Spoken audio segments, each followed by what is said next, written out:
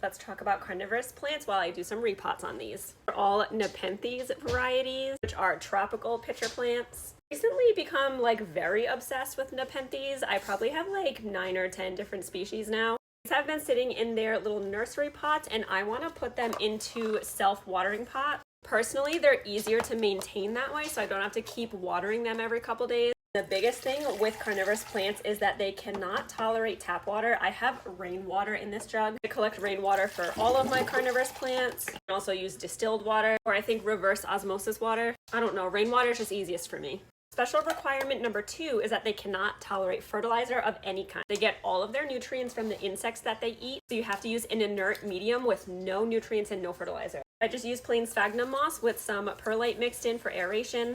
Sometimes I'll add some cocoa chips if I think it needs a little bit more aeration. As long as you follow those 2 rules, they're actually not that hard to take care of. Some are going to be more sensitive than others. If you really want to get into it, there are differences between lowland species and highland species. Highland species live at super high altitudes and they need significant temperature and humidity changes from daytime versus nighttime. It's like a whole thing. I don't buy highlands, I buy intermediate and lowland species. They like a more tropical environment like most of my other tropical houseplants. These are pretty rooted in their nursery pots, so I'm just going to take this stake and just kind of loosen them up. I don't want to disturb the roots too much if I don't have to, because these guys can be a little bit dramatic when it comes to transplant shock. The other really cool thing about Nepenthes is that their roots are black. You can see them sticking out just a little bit there. That is totally normal. Nepenthes roots are naturally black. I'm just packing the moss loosely around the base of the plant. I don't want to pack it in too tight because we still need some airflow. And that's it. I don't keep my reservoir super full because I don't want to flood the plant out. I just want it to stay consistently moist. Okay, this one wasn't in moss. It was kind of in like a